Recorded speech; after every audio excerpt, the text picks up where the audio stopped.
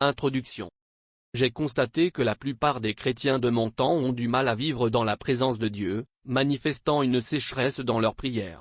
Ils sont monotones dans leur culte et manquent de culture en cette matière. D'autres ont du mal à être conscients de Dieu partout et en tout temps.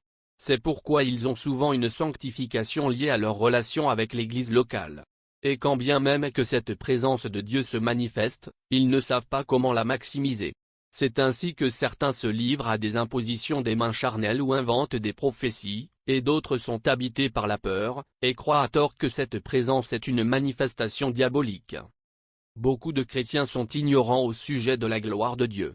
Ils appellent tout gloire, même l'effervescence charnelle. Une forte joie dans le culte est généralement appelée gloire, alors que la gloire, c'est la présence de Dieu concentrée dans un endroit pour le changement des vies. Cette ignorance amène souvent le jugement de Dieu au lieu de la bénédiction. C'est ce qui fait qu'au lieu de devenir meilleurs, nous devenons pires quoique nous pensions nous approcher de Dieu. Il est très dangereux de s'approcher d'un Dieu dont on ne connaît pas les principes, le fonctionnement et les exigences. C'est comme prier un Dieu inconnu tel que nous dit Paul dans le livre des Actes des Apôtres. Acte 17, 23. J'ai noté que la présence de Dieu est devenue rare dans les assemblées. On se permet de dire que Dieu est là par audace et positivisme sans avoir son approbation. Plusieurs églises vivent dans la présence de Dieu liée à sa divine omniprésence mais, pas dans celle attachée à son approbation. Elles ressemblent au temple d'Hérode qui était beau à voir mais dépourvu de l'arche de l'Alliance. Il y avait culte, mais sans arche. Car celle-ci avait été volée.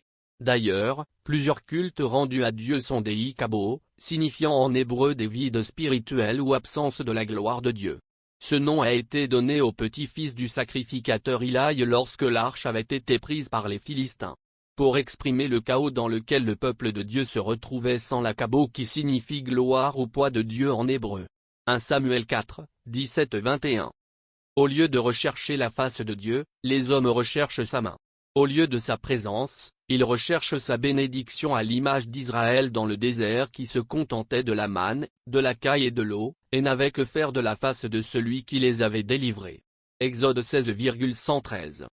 Autant Israël se contentait d'un culte basé sur l'œuvre d'un médiateur en la personne de Moïse, de même l'Église actuelle se contente des hommes de Dieu qui cherchent la face de Dieu à sa place.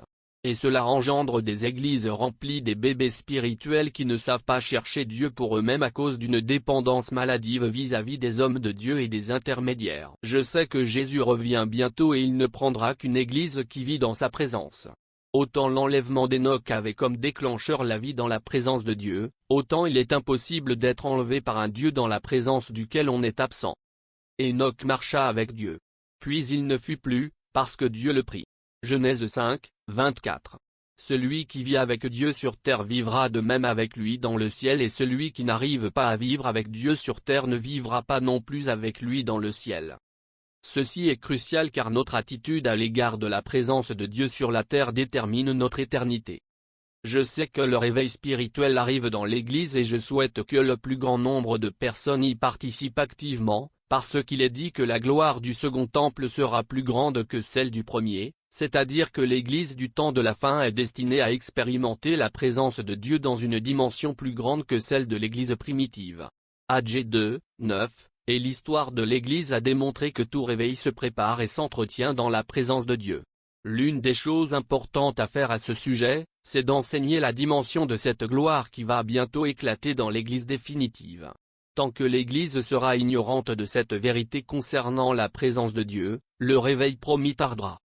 J'ai compris qu'il n'y a pas de meilleure saison pour l'Église que celle où Dieu lui-même est au contrôle. Le livre d'Apocalypse nous présente l'Église de Laodicée comme le modèle d'une Église que Jésus-Christ ne contrôle plus et devant laquelle il frappe afin d'en redevenir le maître, Apocalypse 3, 20. Cette parole ne s'adresse pas d'abord aux païens pour qu'ils ouvrent leur cœur à Jésus mais, plutôt aux hommes de Dieu pour qu'ils arrêtent de jouer le rôle qui revient à Dieu seul dans l'Église. Comment Dieu peut-il se retrouver dehors en train de frapper à la porte de sa propre Église? C'est lorsque les programmes des hommes dirigent l'Église et non celui du Saint-Esprit. C'est quand la sagesse et l'intelligence humaine s'élèvent au-dessus de Dieu à telle enseigne que ses serviteurs remplacent sa volonté par la leur.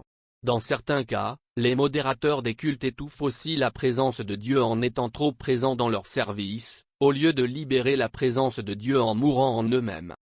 J'ai noté que les vies de plusieurs chrétiens souffrent d'une grave maladie, celle de l'absence de la présence divine.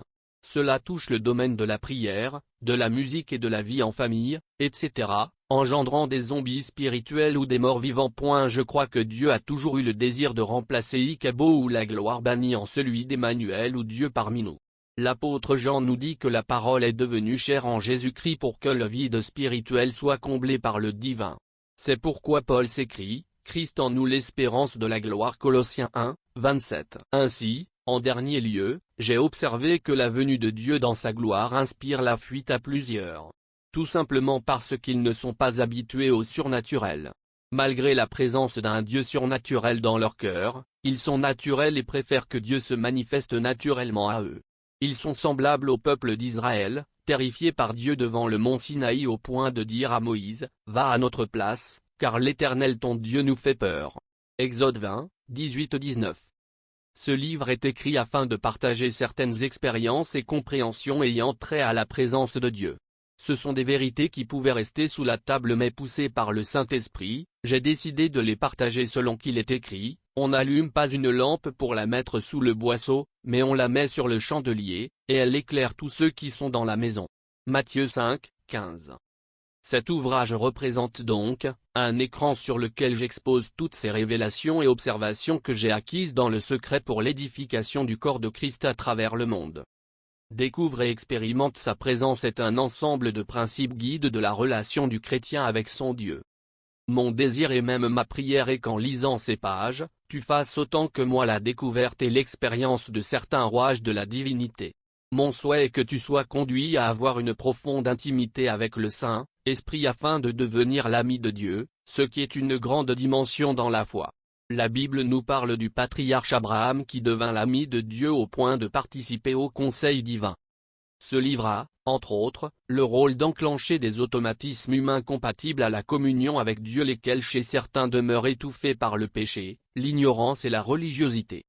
C'est parce que nous avons compris que la présence de Dieu est le remède contre tous les vices et les situations difficiles du temps de la fin. Voilà pourquoi nous recommandons cet ouvrage.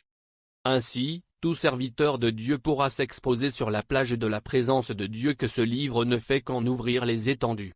Je le dis avec certitude, car je sais que l'impact qu'une personne peut exercer sur le monde est fonction de la profondeur de sa relation avec Dieu. Je crois que les acquis de nos expériences avec Dieu doivent traverser les générations. Voilà pourquoi je t'encourage à lire ce livre avec passion, car personne ne reste le même après avoir passé du temps dans la glorieuse présence du Père. Chapitre 1, La vie et le besoin de la présence de Dieu. L'origine de la vie. Tout commence dans le livre de Genèse où Dieu nous présente le tableau d'un homme et d'une femme vivant dans sa présence. Le jardin d'Éden est l'image de la prospérité, de la fécondité et de tout ce qui construit et édifie la vie de l'individu ainsi que celle de sa société. De même que le poisson est condamné à vivre dans l'eau, l'oiseau dans l'air, autant l'homme est condamné à vivre dans la présence de Dieu. La vie de l'homme est le type du bâton d'Aaron qui avait fleuri pour avoir été exposé dans la présence de Dieu. Ce miracle témoignait l'approbation de Dieu vis-à-vis de l'homme qu'il avait admis à son service. L'homme est un arbre renversé dont les racines se trouvent au ciel et les fruits poussent sur la terre. Il a vocation de reproduire la vie du ciel sur la terre, à l'image de cet arbre dont les racines sont au ciel.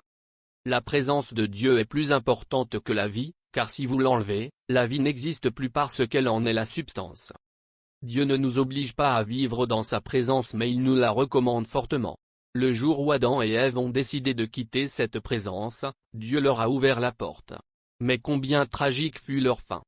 Imaginons maintenant le monde actuel évoluant dans la présence de Dieu. Il n'y aurait certainement pas de prison, ni d'hôpitaux, ni de guerre, ni de terrorisme, etc. Ce serait le monde idéal tant recherché par l'homme. La maladie du monde actuel n'est pas principalement causée par un manque de démocratie, d'organisation ou de leadership. La maladie de notre monde est due à l'absence de la présence de Dieu. Même les problèmes des églises ne sont pas d'abord dus à l'insuffisance des moyens financiers ou logistiques comme l'estiment certains, mais c'est l'absence de Dieu dans le bâtiment où il est invoqué. Dans la Bible, Icabo ou la prise de l'arche de Dieu, n'était pas liée à la faiblesse de l'armée d'Israël dans son combat contre l'ennemi philistin, mais à l'absence de la présence de Dieu sur le champ de bataille aux côtés de son armée. Voilà la véritable source de leur malheur. En soi, c'est la présence de Dieu qui donne la vie et la maintient. Le refus de cette présence est donc le rejet même de la vie. Les caractéristiques de la vie. Avant de parler des caractéristiques de la vie, il convient de donner une définition qui soit conforme au sujet de cet ouvrage, connaître et expérimenter la présence de Dieu. La vie est un ensemble d'additions, des multiplications et des continuations.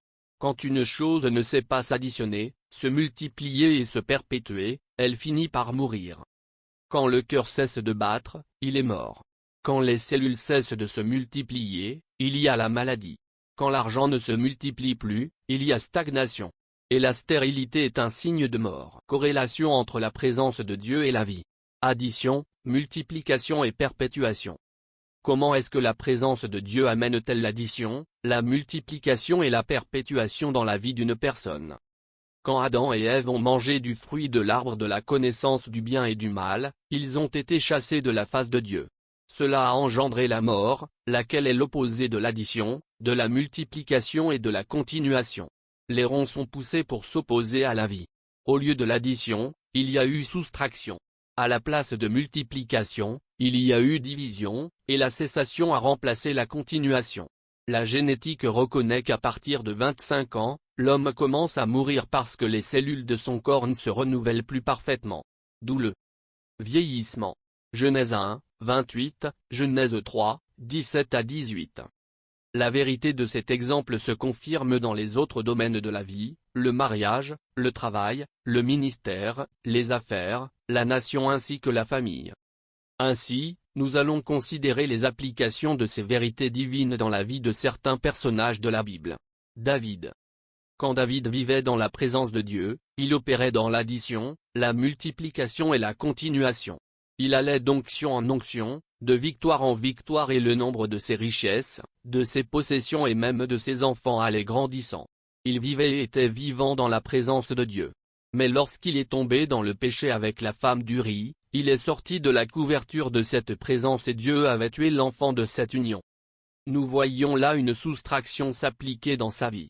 Son fils Amnon va violer sa demi-sœur Tamar, fille de David, donnant lieu à une autre soustraction. Absalom, le frère de Tamar, tuera Amnon, son demi-frère, pour se venger de sa sœur, une soustraction de plus. Ce même Absalom va se rebeller contre son père David pour devenir roi, c'est la division qui intervient. Et finalement, Joab va tuer Absalom malgré que David le lui ait interdit. Voilà donc comment à cause d'un péché, une suite de soustractions est survenue dans la vie de David. C'est en revenant dans la présence de Dieu par la repentance que David sera rétabli pour la continuation et que son trône sera de nouveau restauré. 2 Samuel 12, 1 à 19. Saül. C'est en étant dans la présence de Dieu que Saül reçut la royauté par la bouche de Samuel, le prophète. Par ce même acte, il a reçu la vie, l'addition, la multiplication et la continuation. Son armée, c'est bien ainsi que sa royauté croissait et se multipliait. Malheureusement, il quitta la présence de Dieu à cause de sa désobéissance par la révolte, l'impatience et la divination. Dès lors, la soustraction, la division et la cessation sont entrées dans sa vie. 1 Samuel 10, 1 à 13, 1 Chronique 10, 1 à 14. La soustraction, il a perdu l'onction, et l'Esprit de Dieu a été remplacé par un démon.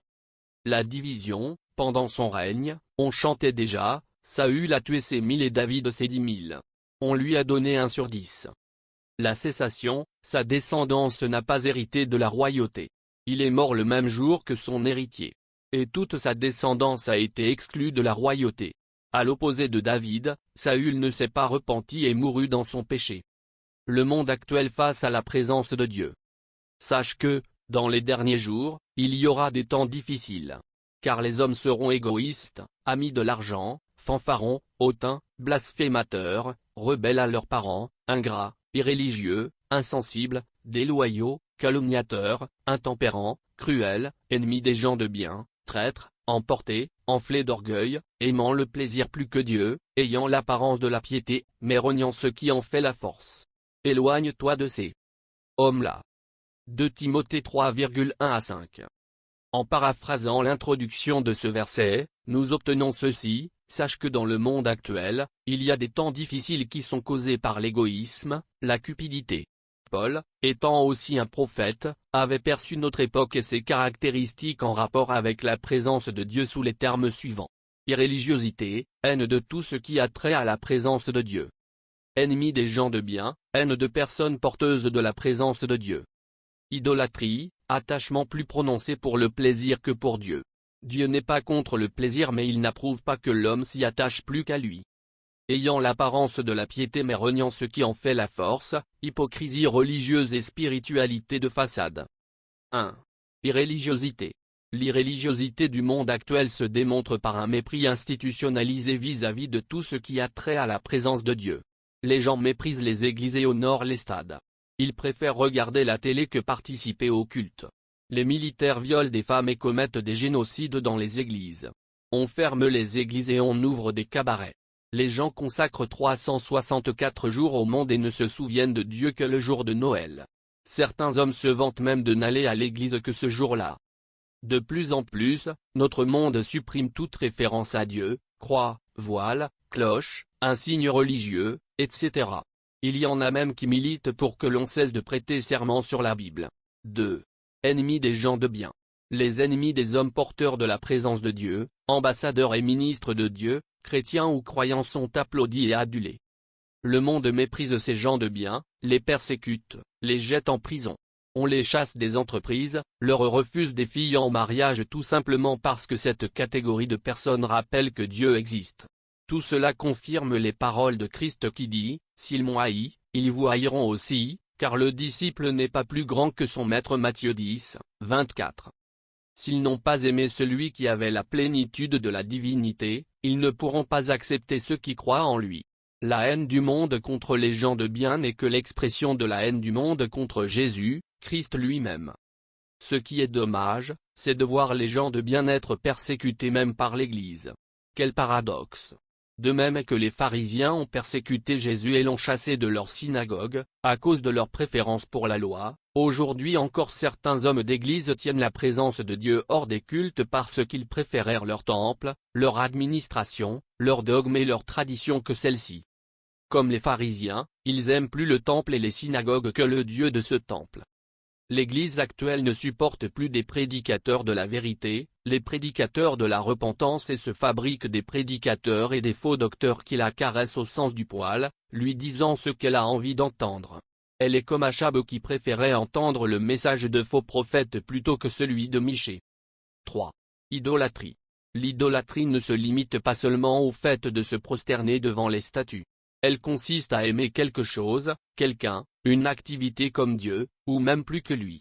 L'Éternel dit, « Je ne donnerai ma gloire à personne, ni mon honneur aux idoles. » Ésaïe 42, 8. Le monde actuel aime le sport plus que Dieu. Il aime le plaisir sexuel, la nourriture, le confort, la renommée, le divertissement, etc. Plus que Dieu.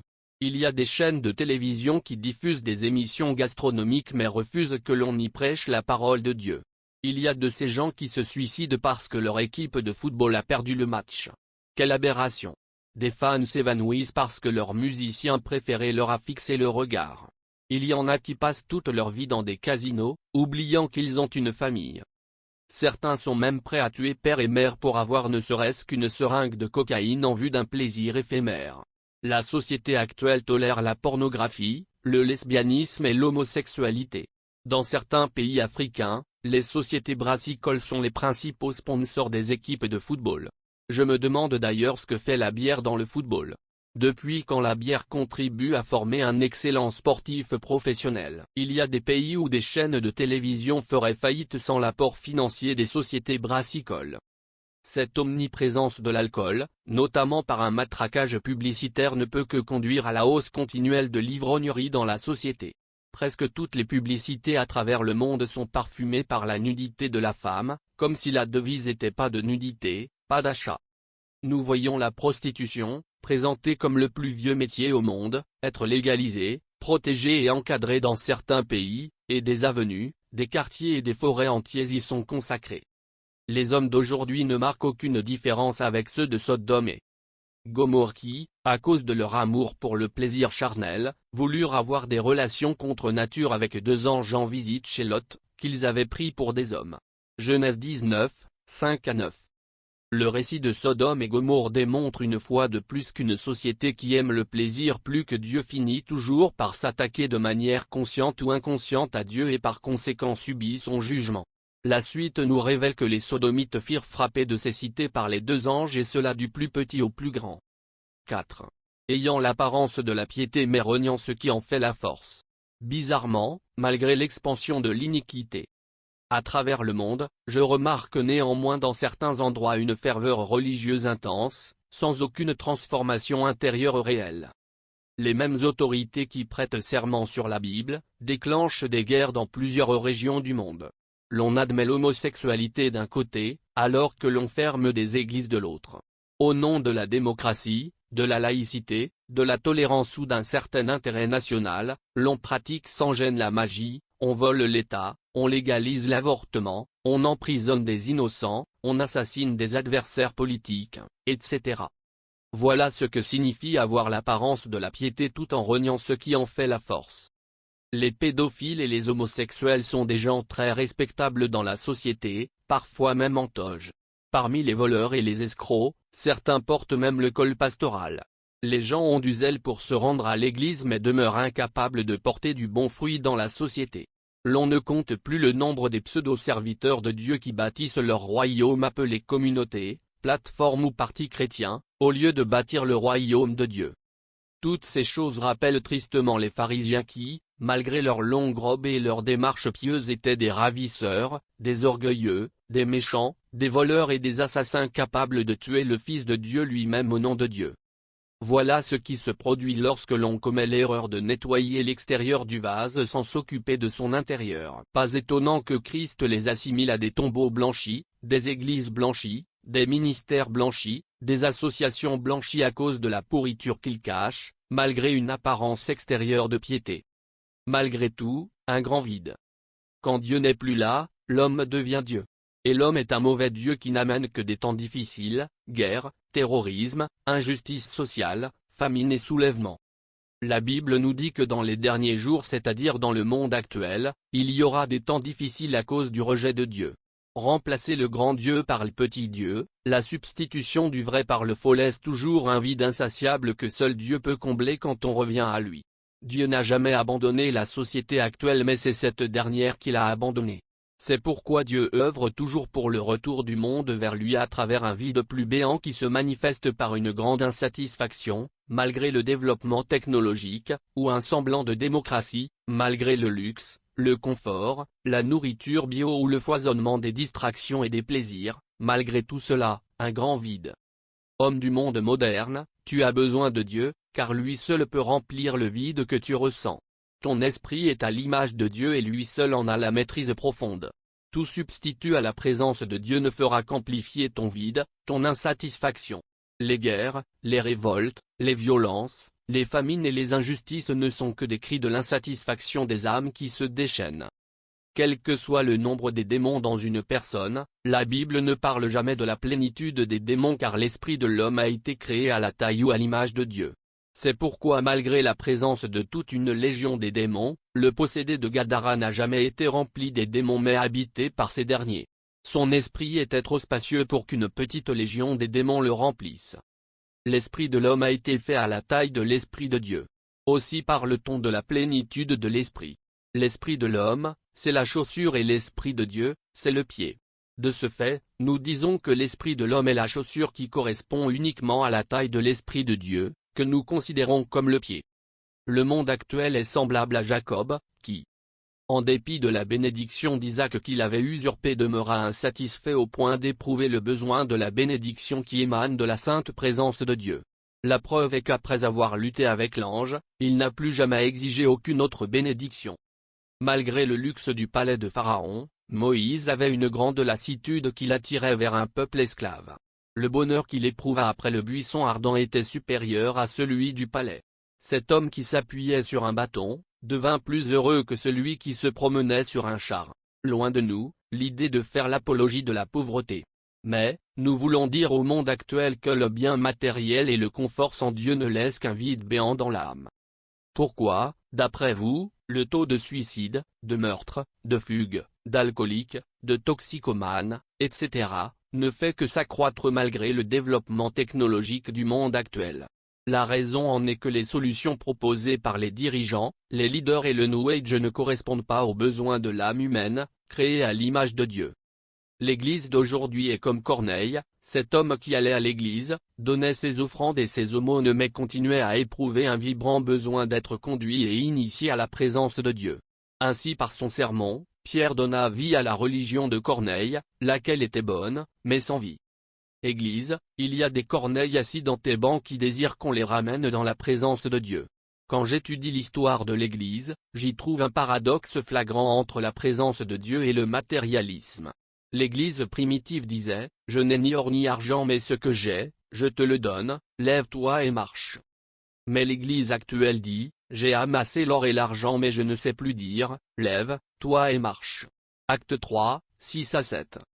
Ce que je comprends, c'est que l'Église primitive était pauvre matériellement mais riche spirituellement, tandis que l'Église actuelle est riche matériellement mais pauvre spirituellement. L'idéal serait que nous puissions dire, grâce à la présence de Dieu, j'ai acquis l'or et l'argent mais malgré cela, lève-toi et marche. Soyons riches matériellement mais aussi spirituellement. Le temple d'Hérode était plus luxueux que la tente d'assignation du temps de Moïse mais il était pourtant, dépourvu de la richesse de la tente, la Shekinah.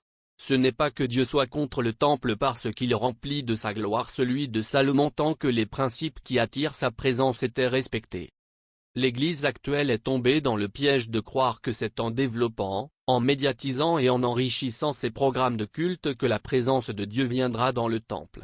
Toutes ces choses sont inutiles et vaines si, au préalable, il n'y a pas la repentance qui mène à la sanctification et à la soif de Dieu. Chers serviteurs de Dieu, je loue nos efforts à moderniser nos églises mais, n'oublions jamais ce qui fit la force de nos églises dans leur début, la présence de Dieu sans laquelle malgré tout, un grand vide. Et ce vide peut exister malgré de bons cultes, une grande foule, de grande libéralité et une importante notoriété produisant une église obèse. Qu'est-ce que j'appelle église obèse? C'est une église dont la croissance n'est pas accompagnée de la présence de Dieu. L'un des exemples le plus évident est le pharisianisme du temps de Jésus. C'est étonnant de remarquer combien les pharisiens avaient établi une très bonne organisation autour d'un lieu très saint, dépouillé de l'arche de Dieu, car elle fut volée. C'est pourquoi le jour où la présence de Dieu revint dans le temple, elle déchira le voile de haut en bas afin de découvrir la nudité spirituelle de ce lieu très saint sans arche, donc, de leur faux lieu très saint. Aujourd'hui encore, chaque fois que le réveil vient dans l'Église, ils désacralisent les faux lieux très saints, les faux dogmes et dévoilent l'hypocrisie de faux leaders. Bien de fois, lorsque nous demandons la présence de Dieu, nous ne savons pas ce que nous voulons, car elle amène le dévoilement de l'hypocrisie ecclésiastique, le déchirement du voile de l'ignorance des fidèles et le jugement des faux serviteurs. La parole de Dieu nous dit que sans sa présence, nous ne pouvons rien et cela demeure vrai pour toutes les générations. Que ce soit du temps de l'homme antique ou de l'homme moderne, le besoin de la présence de Dieu demeure indispensable, car l'âme et l'esprit de l'homme sont essentiellement les mêmes dans toutes les générations. Autant Adam et Ève avaient besoin de la présence de Dieu, autant l'homme moderne en a également besoin, car sans elle, il ne peut vivre. Le modernisme change l'extérieur de l'homme mais c'est la présence de Dieu qui remplit le fond de son être. À la fin, enfin, on y pense.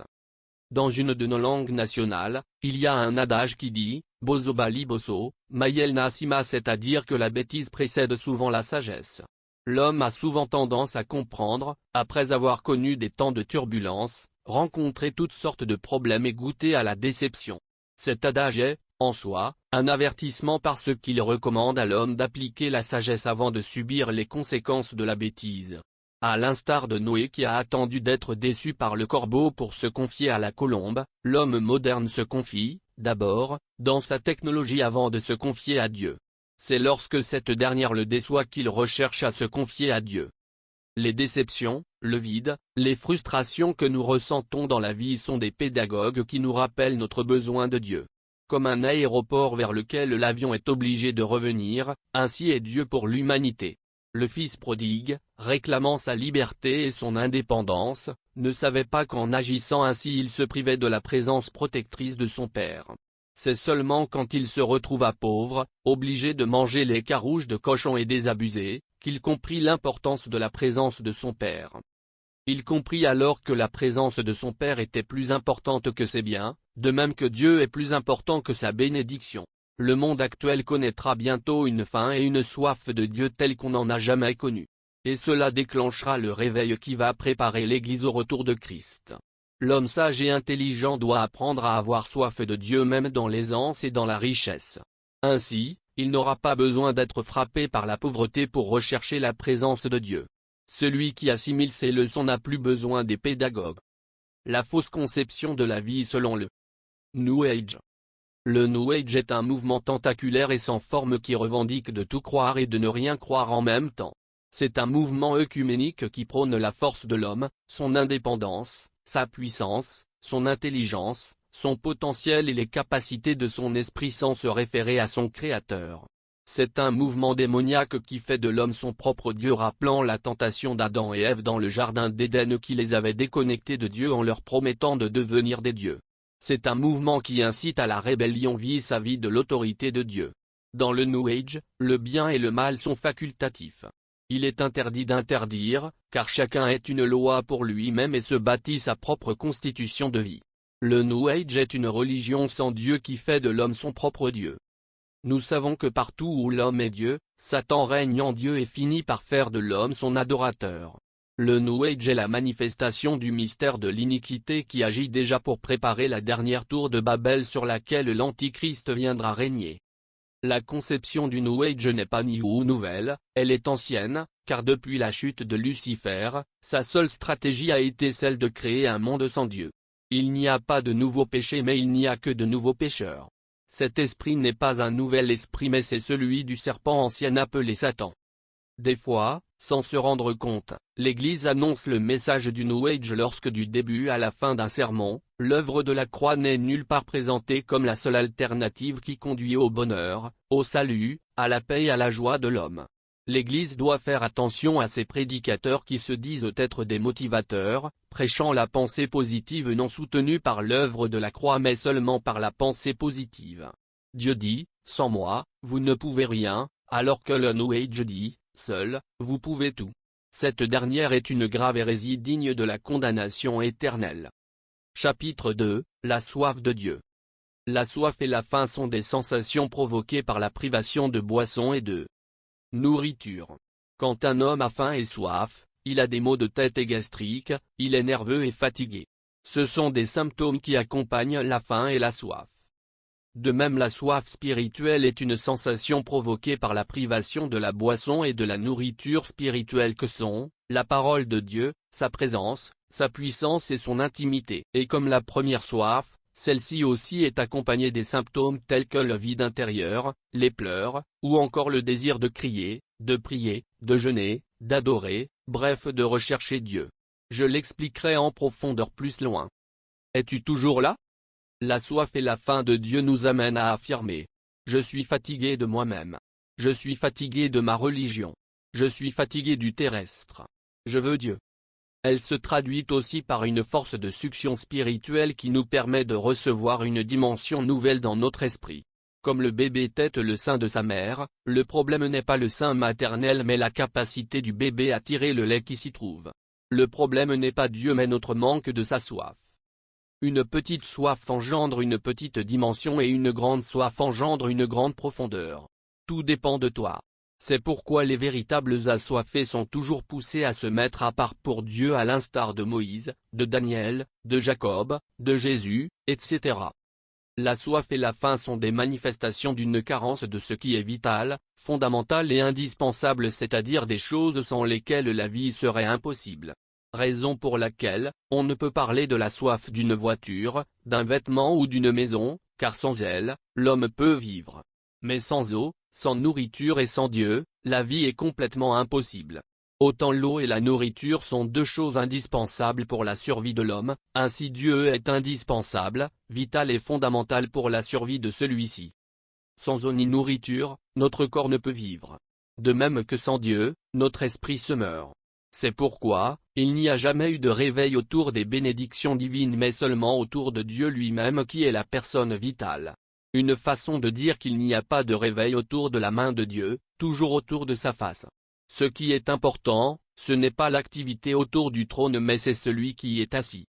Autant la soif et la faim physique se manifestent par de migraines, de faiblesse, de nervosité, de gastrite. Autant la soif et la faim spirituelle se manifestent par les pleurs, l'audace, l'attente, la détermination, les cris, la prosternation, le réveil et la passion. Les manifestations de la soif. Les pleurs. Les pleurs sont des paroles en liquide. Quand la soif est intense, les paroles ne suffisent plus pour l'exprimer. Ainsi, les paroles se transforment en liquide qu'on appelle larmes. C'est anormal que l'Église actuelle soit pauvre en larmes et manifeste la maladie des yeux secs. C'est plus flagrant chez les hommes dans le culte. Cette attitude traduit l'orgueil de la masculinité. Pour qu'un homme pleure devant Dieu, il lui faut un renouvellement de l'intelligence qui l'amène à ne plus se considérer comme un homme mais comme une épouse du Seigneur. C'est une attitude qui permit à Job, le milliardaire de son temps, de dire sans gêne, « C'est Dieu que j'implore avec larmes ». Job 16, 20. Même le Seigneur Jésus-Christ priait en pleurant parce qu'il avait soif de l'intervention de son Père dans son ministère. Si lui, le Fils de Dieu par essence, versait des larmes devant son Père, à combien plus forte raison nous qui le sommes par adoption. L'orgueil et l'insensibilité sont souvent la cause des yeux secs dans l'Église actuelle. Là où il y a la soif, il y a des pleurs dans la présence de Dieu.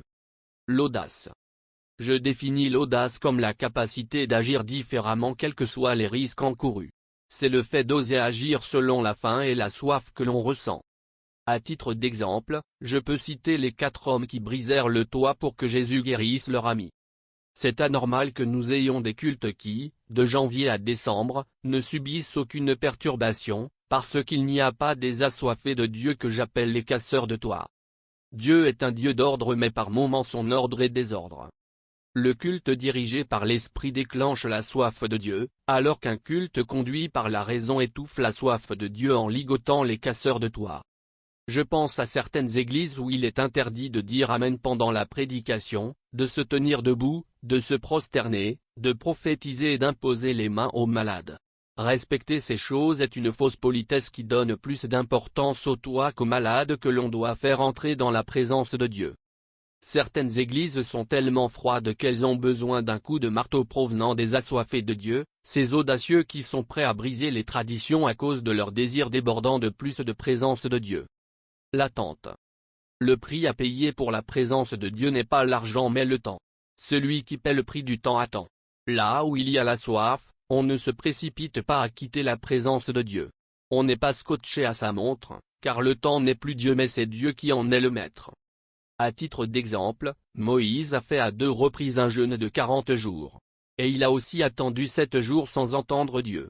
Moïse était un homme assoiffé de Dieu, c'est pourquoi il a attendu que Dieu lui parle. Exode 24, 12 à 16. Le siècle de la vitesse empêche l'Église d'entrer dans cette dimension de la soif en brandissant l'adage qui dit « Time is money » ou le temps, c'est de l'argent. Tout doit être instantané et rapide. On n'a le temps pour personne, ni pour Dieu, ni pour sa femme, ni pour soi-même. Tout le monde court et on ne sait derrière quoi et qui. À peine arrivé à l'église, on est pressé de rentrer à la maison. On se lasse de longues prières, de longues prêches, de longs cultes alors que c'était là le secret de l'église primitive. Dans les Actes des Apôtres, une nuit, Paul avait tellement enseigné qu'un certain Tichu tomba, emporté par le sommeil. Acte 20, 7 à 9. Cependant, ceux-là même qui se plaignent de longs cultes ont du temps pour de longs films ou pour surfer longuement sur Internet. Comment se fait-il que ceux qui disent ne pas avoir du temps pour Dieu en trouvent toujours lorsqu'il s'agit d'autre chose? C'est là que nous comprenons que c'est d'abord une question de passion qui se rapporte à l'ampleur de notre faim et soif de Dieu. La détermination. La soif amène la soifée à ne pas abandonner, à chercher Dieu jusqu'à ce que sa soif soit totalement étanchée.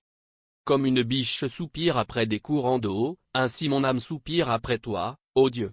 Mon âme a soif de Dieu, du Dieu vivant. Quand irai-je et paraîtrai-je devant la face de Dieu? Mes larmes sont ma nourriture jour et nuit, pendant qu'on me dit sans cesse, où est ton Dieu? Psaume 42, 2 à 4. Lorsqu'on a soif, on oublie la distance, on oublie l'obstacle jusqu'à trouver le puits d'eau. Isaac a creusé deux puits si tenaces et secs avant de trouver une source d'eau vive du nom de Rehoboth. Genèse 26, 18 à 22. Élisée désirait tellement le double de l'esprit d'Élie que rien ni personne ne pouvait le décourager. Au contraire, plus les fils de prophètes et le prophète Élie lui-même le décourageaient, plus sa soif grandissait. La femme à la perte de sang était tellement assoiffée de la puissance de Dieu que même les interdictions de la loi ne lui disaient plus rien au point qu'elle brava le danger de toucher le pan de la robe de Jésus et obtint sa guérison. La concentration. Nous donc aussi, puisque nous sommes environnés d'une si grande nuée des témoins, rejetons tout fardeau, et le péché qui nous enveloppe si facilement, et courons avec persévérance dans la carrière qui nous est ouverte, ayant les regards sur Jésus, le chef et le consommateur de notre foi, qui, en vue de la joie qui lui était réservée, a souffert à la croix, méprisé l'ignominie, et s'est assis à la droite du trône de Dieu. Hébreux 12, 1 à 2. La concentration est la poursuite d'un but sans distraction aucune. En termes vulgaires on l'appelle focus. La soif amène la concentration. Une âme assoiffée finit par marquer le regard, car les yeux sont les fenêtres de l'âme. Par le regard d'un homme, on peut déterminer le niveau de la soif de Dieu dans sa vie. Paul a pu détecter la soif d'un miracle dans le regard d'un impotent sans même lui poser la question. Les assoiffés de Dieu sont toujours concentrés dans sa présence. La soif chasse le sommeil et la distraction dans la présence de Dieu et elle affecte le regard. Acte 14, 8 à 9. Les cris. Les cris sont les déchirements d'un cœur assoiffé. Lorsqu'un cœur est assoiffé, il se déchire par les cris. L'assoiffé désire par moments aller au sommet d'une montagne pour crier devant Dieu afin d'exprimer sa soif, à l'instar de Jésus-Christ qui allait sur la montagne pour prier, pleurer et crier. Bartimée avait tellement soif qu'il cria à gorge déployée, « Jésus, fils de David, aie pitié de moi ». Malgré l'interdiction de la foule et des disciples de Jésus, Bartimée s'obstina de crier aux oreilles de Jésus, cela ressembla à de la folie, mais ce fut son expression de la soif de Dieu. La prosternation. Abraham se prosterna devant les trois hommes envoyés par Dieu car, il désirait les accueillir dans sa maison. On s'humilie toujours devant ce que l'on désire ardemment et on respecte toujours ce qu'on voudrait bien avoir. Là où il y a la soif, les hommes tombent sur leurs genoux et se prosternent facilement. Mais quand c'est le contraire, ils veillent à rester propres même si c'est dans la présence de Dieu. La soif humilie l'homme devant Dieu faisant de lui un vrai adorateur. L'orgueil nous empêche d'accéder à la génération des vrais adorateurs que Dieu recherche en ce temps de la fin.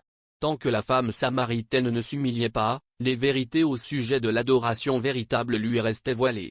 C'est seulement lorsqu'elle fit tomber son orgueil religieux en prise à la soif de l'eau de vie que lui proposait Jésus qu'elle se prosterna appelant Jésus, Seigneur. Le réveil. Tout comme la soif physique provoque des insomnies, de même la soif spirituelle éveille notre acuité spirituelle et produit le réveil au travers d'une forte effusion du Saint-Esprit. La soif précède toujours l'accomplissement et l'entrée dans une nouvelle dimension. Avant de dire tout est accompli. Jésus dit, j'ai soif. La soif du réveil avant la Pentecôte fit que les disciples se renfermèrent en prière dans la chambre haute. Quand la soif revient, le réveil vient. Il n'y a pas l'un sans l'autre. L'Église actuelle a perdu son réveil en devenant mondaine et matérialiste, en perdant sa soif. Le premier signe du réveil n'est pas le miracle, la croissance numérique et matérielle de l'Église, plutôt une insatisfaction spirituelle au plus profond de l'assemblée que j'appelle soif. Lorsque cette dernière est présente, tout le reste se manifestera logiquement. La passion. La femme pécheresse avait tellement soif d'un homme qu'il aimerait pour ce qu'elle était intérieurement et non pour son paraître.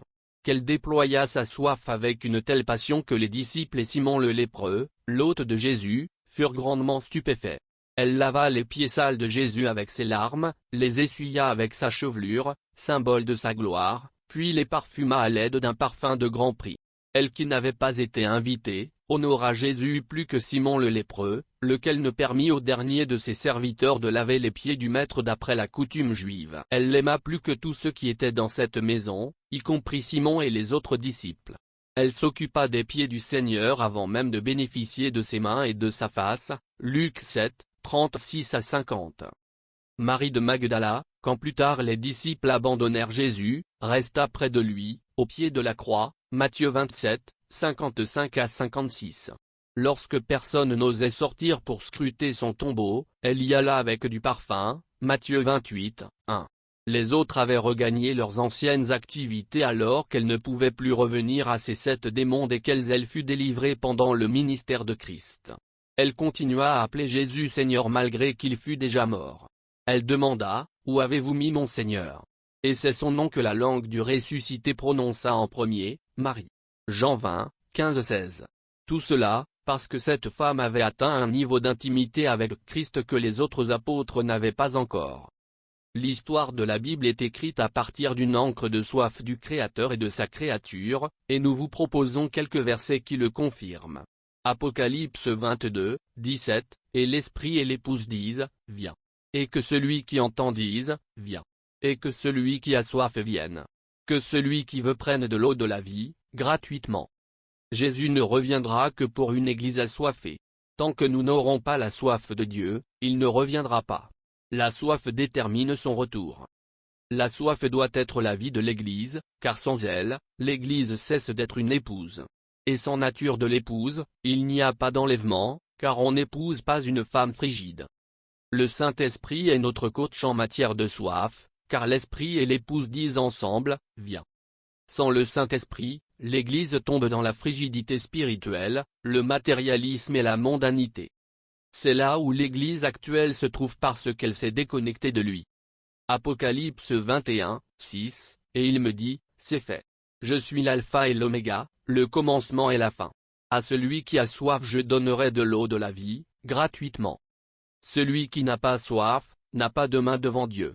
C'est un manchot spirituel. Par contre, celui qui a soif est semblable à celui qui a une grande main tendue devant lui. Ne peut recevoir que celui qui a soif. Jésus disait toujours, qu'il te soit fait selon ta foi ou selon ta soif. La soif détermine le niveau de l'action de Dieu dans la vie d'une personne. Elle est donc la main spirituelle que nous déployons pour recevoir de Dieu toutes choses. Il peut arriver d'être absent dans la présence de Dieu lorsqu'on s'approche de lui sans la soif, être présent de corps, mais absent d'esprit à l'instar de Tichu. Jean 19, 28, après cela, Jésus, qui savait que tout était déjà consommé, dit, afin que l'écriture soit accomplie, j'ai soif. La soif précède toujours le cortège de l'accomplissement. Quand la soif est là, l'accomplissement n'est plus loin. Je l'appelle le motard de l'accomplissement. Je ne peux avoir soif d'une chose qui n'existe pas. La soif est la preuve que la dimension désirée existe. Elle est la preuve que l'eau existe, car avant de créer la soif, Dieu créa l'eau. Et ma soif de Dieu est la preuve de son existence. Le vide que tu ressens est la preuve que le Dieu qui peut le combler existe, car la soif est la preuve que l'eau existe et la faim que la nourriture existe. Jean 7, 37, le dernier jour, le grand jour de la fête, Jésus se tenant debout, s'écria, si quelqu'un a soif, qu'il vienne à moi, et qu'il boive. La grandeur d'un jour est déterminée par la soif de Dieu qu'on y manifeste. Ce qui fait qu'un culte de semaine peut être plus grand que le culte dominical. La grandeur d'un séminaire, d'une convention se trouve dans la soif des participants. La grandeur d'un chrétien, est dans sa soif et non pas dans le titre qu'il possède à l'Église. C'est la soif d'une Église et non le nombre de ses fidèles ni la grandeur de son organisation qui fait sa force et lui attire les miracles. La grandeur d'un culte est dans la soif que nous manifestons et non dans notre effervescence. Tout cela parce que la profondeur détermine la hauteur et la soif est une profondeur. Jean 6, 35, Jésus leur dit, « Je suis le pain de vie. Celui qui vient à moi n'aura jamais soif. » Seul Dieu peut étancher la soif et la faim spirituelle d'un homme. Car, il se présente comme la seule nourriture et la seule eau spirituelle capable d'étancher la soif profonde de l'homme. Seul Jésus peut désaltérer ton âme, car tu as un vide que seul Dieu peut combler. Le matériel, la bénédiction et le succès ne peuvent jamais ôter la soif et la faim spirituelle de l'homme. Le contraire de jamais c'est toujours. L'homme qui refuse de venir à Christ aura toujours faim et soif. Il sera un éternel insatisfait, un éternel assoiffé. Jean 4, 15, la femme lui dit, « Seigneur, donne-moi cette eau, afin que je ne vienne plus puiser ici. » La soif pousse à la prière, car cette femme qui manifesta son orgueil devant Jésus, comprit par la suite que celui-ci avait la solution à sa soif, et le pria, « Seigneur, donne-moi de cette eau, afin que je ne vienne plus puiser ici. » À partir de cet aveu, nous comprenons que la soif pousse à l'humilité, car juste après, elle l'appela « Seigneur ». Et aussi, la soif pousse à l'adoration. Quand la soif vient, l'adoration véritable revient à l'Église et l'on cesse d'appeler Jésus juif. On l'appelle Seigneur. Point. La soif conduit à se présenter devant Dieu tel que l'on est et à lui révéler son vrai besoin. En effet, avant la soif, la femme discutait de la religion, mais quand est venue la soif, elle a révélé son vrai besoin. Elle était fatiguée d'aller puiser au puits de Jacob, image de sa religion, et de son impudicité, car elle vivait avec un homme qui n'était pas son mari. Voyez à quel point la soif peut changer une personne. Cela nous révèle que l'hypocrisie et les fausses confessions qui remplissent nos églises sont révélatrices d'un réel manque de soif de Dieu. Jean 4, 14, « Mais celui qui boira de l'eau que je lui donnerai n'aura jamais soif, et l'eau que je lui donnerai deviendra en lui une source d'eau qui jaillira jusque dans la vie éternelle. » Ce verset nous révèle que la soif mène à l'éternité. La soif a une grande incidence sur l'éternité. Sa présence peut amener au ciel et son absence peut conduire en enfer, car Jésus a dit qu'il donne aux assoiffés une eau qui jaillira jusqu'à la vie éternelle. La soif fait même perdurer la vie spirituelle dans le temps, car elle permet la croissance de l'esprit. Le chrétien qui cesse d'avoir soif stagne et meurt. La soif change le maudit en source de bénédiction, car Jésus dit, « L'eau que je lui donnerai deviendra en lui une source d'eau qui jaillira pour l'éternité. » Ce jaillissement n'affecte pas seulement l'assoiffé, mais aussi son environnement, sa famille, son université et le monde entier. Celui qui n'a plus soif, s'est déjà arrêté et est déjà mort. Jean 4, 13, Jésus lui dit, « Quiconque boit de cette eau aura encore soif. » La religion ne peut combler l'homme. Les efforts personnels ne peuvent satisfaire. La propre justice ne donne jamais la vraie paix. Et même la communion fraternelle sans Christ te laissera vide. Matthieu 5, 6, Heureux ceux qui ont faim et soif de la justice, car ils seront rassasiés. La soif amène le bonheur. Elle amène la satiété. Elle amène la vraie bénédiction, la plénitude et la manifestation divine. Elle pousse Dieu à s'occuper personnellement de nous et elle produit le changement.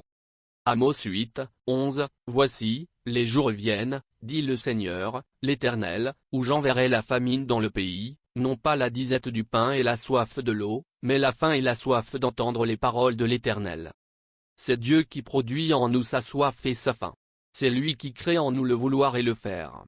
Personne ne peut venir à lui s'il ne l'attire. Donc, il faut se laisser attirer par celui qui t'attire. Il ne faut pas résister à la soif que le Saint-Esprit déclenche en toi. Notre soif de Dieu marche alors que sa soif de nous court. Le Fils prodigue marcha vers le Père, mais le Père courut vers lui. Celui que tu cherches te recherche. Un pécheur qui cherche le Dieu qui le recherche finira par le rencontrer certainement. Dans le jardin d'Éden, c'est Dieu qui a été le premier à dire, « Où es-tu » Donc, c'est Dieu qui initie sa soif en nous. Chapitre 3, Connaître la présence de Dieu. Bien souvent, pour connaître ce qu'est une chose, il faut commencer par se demander ce qu'elle n'est pas.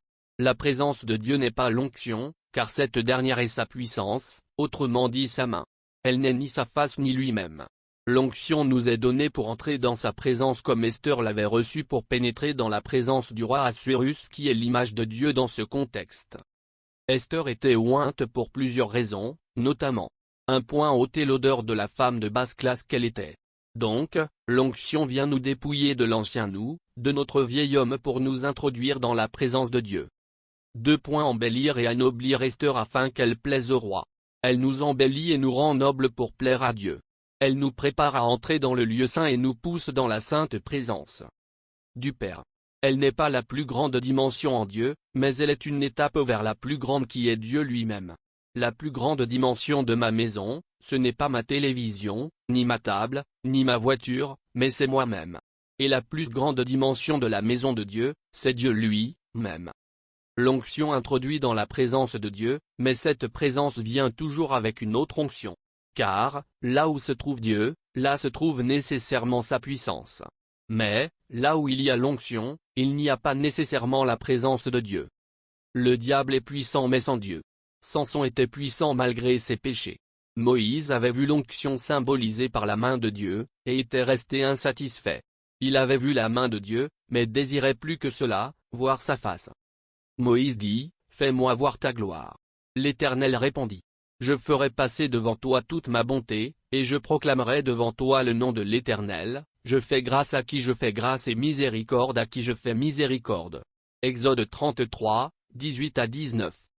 Moïse a parlé de la gloire mais, Dieu lui répondit en parlant de sa face et de sa personne.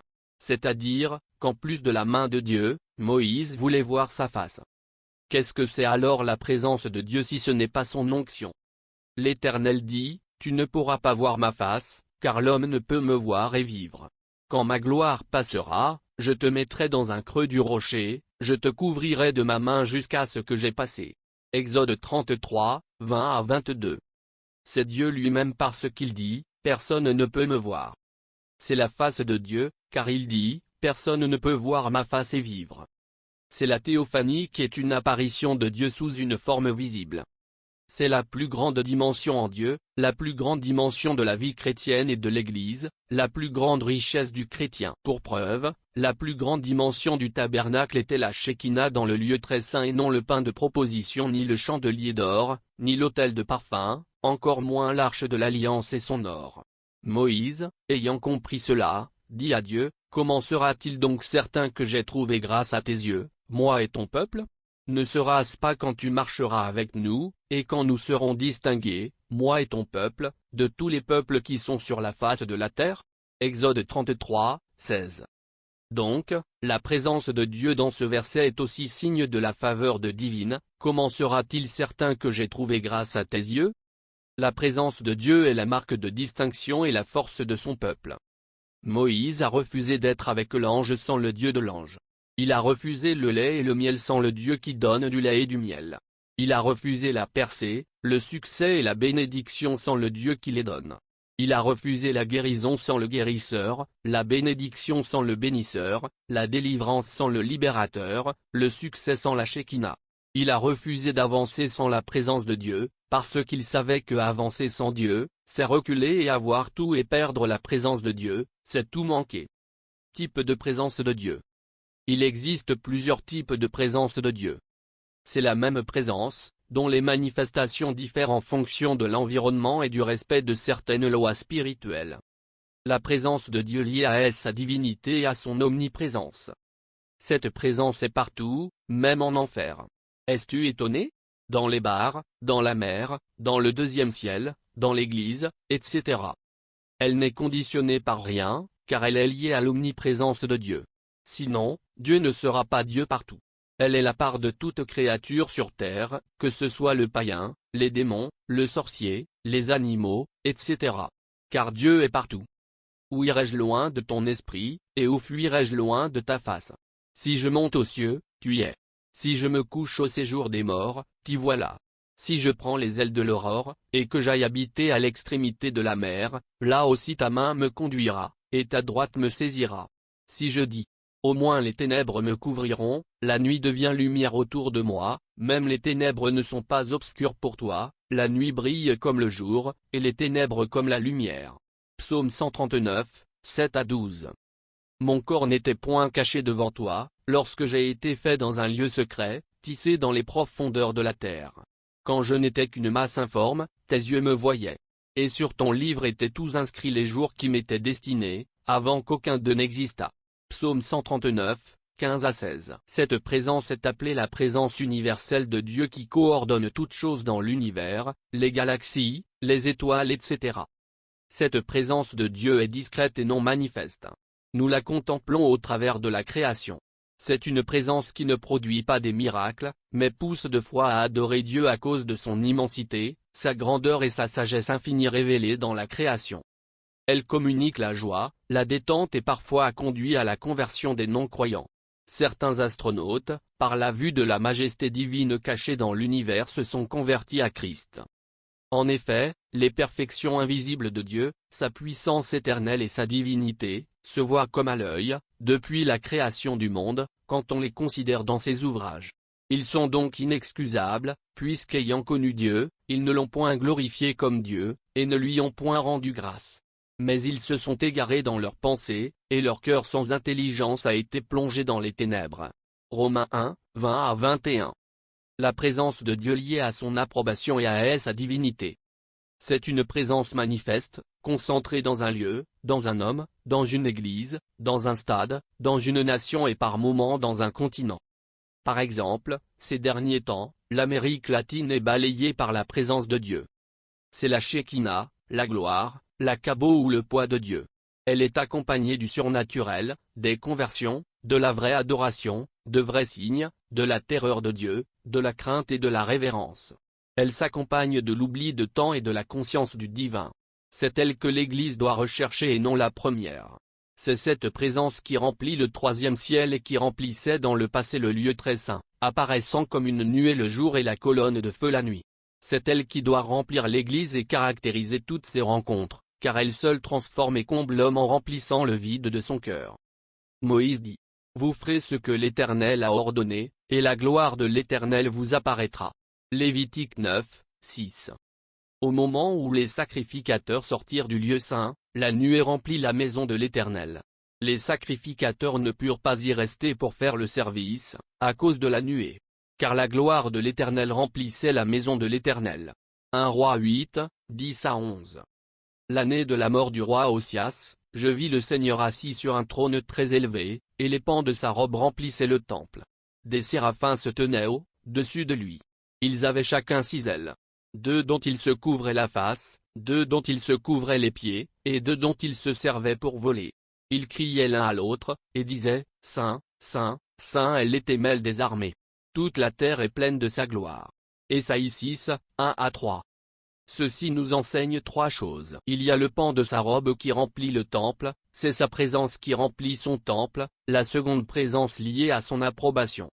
Et sa gloire remplit toute la terre fait référence au premier type de présence de Dieu qui est lié à sa divinité et à son omniprésence. Il y a la gloire de Dieu qui doit remplir le monde, résultat, du débordement de Dieu dans l'Église. C'est ce que j'appelle le réveil. Il se produit quand la Shekinah remplit les avenues autour de l'Église, les quartiers, la commune, la ville, le pays, le continent, etc. Le désir de Dieu est que sa Shekinah remplisse la terre comme son omniprésence la remplit déjà. Et cela n'est possible que si l'Église de Dieu déborde de lui, car le réveil mondial n'est que la conséquence et la résultante du débordement du divin dans la vie de l'homme et de l'Église. Caractéristique de la présence de Dieu. Elle vient avec la nature divine parce qu'elle transforme l'homme à la ressemblance de Dieu. Fréquenter Dieu sans finir par lui ressembler est anormal. Elle est sainte, pure et parfaite à l'exemple de la transfiguration de Jésus. Elle s'accompagne aussi de phénomènes inexplicables. Ce qui explique pourquoi dans le Sinaï il y avait des trompettes, des éclairs, des tremblements de terre, des fumées, des nuées et une voix qui se faisait entendre. Elle pousse à l'évangélisation, elle cherche toujours à remplir ce qui la contient. Elle ne supporte pas des espaces vides. Elle a rempli le temple de Salomon, le tabernacle et même les disciples le jour de la Pentecôte. Elle s'accompagne toujours de la puissance de Dieu. C'est pourquoi l'Église primitive était caractérisée par des miracles produits par la présence de Dieu.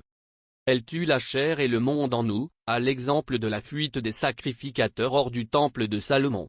Les sacrificateurs étant le symbole de la chair, et le temple celui du chrétien. Elle chasse les démons à l'exemple de la présence de Jésus à Gadara. Elle vient avec le jugement, à l'exemple de la mort d'Uzzah, d'Anania et de Saphira. Elle purifie l'Église à l'image de Jésus qui chasse les vendeurs dans le temple. Elle amène le réveil et la conversion, à l'exemple de l'effusion du Saint-Esprit le jour de la Pentecôte. Elle réclame l'adoration et la louange, à l'exemple des séraphins dans Ésaïe 6. Elle est croissante et décroissante selon le comportement de l'homme qui la porte. Il est écrit: Ne vous enivrez pas du vin, c'est de la débauche, soyez au contraire remplis d'eux. L'Esprit. Éphésiens 5, 18. La Bible nous parle de la gloire du second temple qui est plus grande, mais elle nous parle également d'Ikabo, symbole de la gloire bannie. Elle est dangereuse et exigeante à l'exemple de l'arche chez les Philistins. Elle est autonome et incontrôlable. Dans le désert, Moïse ne contrôlait pas le mouvement de la nuée mais, il la suivait. Elle vient toujours avec l'unité. Une présence spirituelle qui bannit l'amour et l'unité est une présence satanique. Elle vient avec la fécondité, la croissance et la bénédiction sur tous les plans, à l'exemple du torrent d'Ézéchiel qui arrosait les arbres et les rendait féconds. Elle vient avec des sensations et des convictions spirituelles à l'instar d'Ésaïe qui se repent, de Daniel et d'Ézéchiel qui se sentent faibles après une expérience dans la présence de Dieu. Elle change les choses simples en puissants instruments, se spécialise à rendre importantes les choses négligeables. Elle a changé l'ombre de Pierre en un centre de guérison, le bâton de Moïse en une arme de pointe, le linge de Paul en chasseur de démons, la pierre de David en obus, les mains des apôtres en catalyseur de miracles, l'onction d'huile en maternité, des géants, des prophètes, des rois, et en remède contre les maladies. Elle change le souffle de l'homme en un puissant instrument du Saint-Esprit, Jean 20, 22. Elle change la chanson de David en un puissant moyen de délivrance. Elle change les cris d'Israël devant le mur de Jéricho en tremblement de terre. Les pas des lépreux en bruit des chars, la mâchoire d'âne en massue. Elle a changé David, le berger en David le roi et Simon le pêcheur en apôtre Pierre. Elle communique le désir de l'éternité, du ciel, car elle nous transmet le bonheur et la joie céleste tout en étant sur terre. Dans la présence de Dieu, l'apôtre Paul a eu des extases et des visions du troisième ciel. 2 Corinthiens 12, 2-4. Les exigences de la présence de Dieu. 1. Le temps. Dieu est un amoureux qui veut être en présence de ceux qu'il aime. Ce n'est pas seulement nous qui désirons sa présence, mais lui aussi nous désire dans sa présence. Pendant 7 jours, Moïse était dans sa présence sans que Dieu ait à lui parler, car tout ce qu'il désirait c'était sa compagnie. Il pouvait en un jour lui donner les 10 commandements, mais je pense qu'il ne le fit pas parce qu'il appréciait la présence de celui-ci. C'est pour cette raison qu'il le retenait là. Exode 24, 12-18. L'argent à payer pour avoir la présence de Dieu, c'est le temps. Celui qui veut avoir la présence de Dieu doit payer le prix de son temps. Notons que dans la présence de Dieu, le temps est modifié. C'est pourquoi, 1 heure de prière peut ressembler à 1 minute, car un jour dans sa présence est comme 1000 ans. 1 minute d'extase peut, cependant, ressembler à 3 jours. 2. La mort à soi-même. Elle exige la mort de celui qui s'en approche. Moïse a demandé de voir la gloire de Dieu, et Dieu lui a dit que nul ne peut voir sa gloire et vivre. Donc, la condition pour voir Dieu c'est de mourir à soi-même. La présence de Dieu ne donne des yeux qu'aux morts. C'est seulement après la mort du roi Osias qu'Ésaïe vit le Seigneur assis sur un trône très élevé. Ce qui fait que l'on va à l'église pour mourir puis ressusciter ensuite. Les autels de l'église doivent redevenir des lieux de mort quant à soi-même et des lieux de résurrection pour Dieu. Le fils de la Sunamite Pout supportait le poids du corps d'Élisée parce qu'il était mort. De même aujourd'hui, l'église ne pourra supporter le poids de la présence de Dieu que lorsqu'elle sera morte sinon ce poids l'écrasera. Voilà pourquoi lorsque nous demandons la présence de Dieu, nous ne savons pas toujours ce que nous voulons. Et Dieu, tel un gros avion refuse d'atterrir quand nous ne sommes pas encore morts au risque de détruire la piste d'atterrissage qui ne s'est pas encore suffisamment apprêtée à le recevoir. 3. La passion et la soif. Dans la maison de Simon le lépreux, Jésus fut reçu sans soif ni passion si bien qu'il ne prononça aucune bénédiction. Car Simon avait négligé de faire laver ses pieds même par le dernier de ses serviteurs d'après les usages en cours à cette époque, le dernier serviteur avait la tâche de laver les pieds des invités. Pourquoi l'avoir invité tout en négligeant de l'honorer? Mais quand vint la femme pécheresse, elle lava les pieds de Jésus avec ses larmes, les essuya avec sa chevelure, ensuite les parfuma. Jésus fut tellement touché qu'il ne put se retenir de prononcer sur elle une bénédiction liée à l'évangile éternel. Elle arracha la place de l'hôte, alors qu'elle ne l'était pas au départ. Et plus tard elle reçut grâce à sa passion la faveur de devenir une amie du ressuscité. 4. Le respect et la révérence.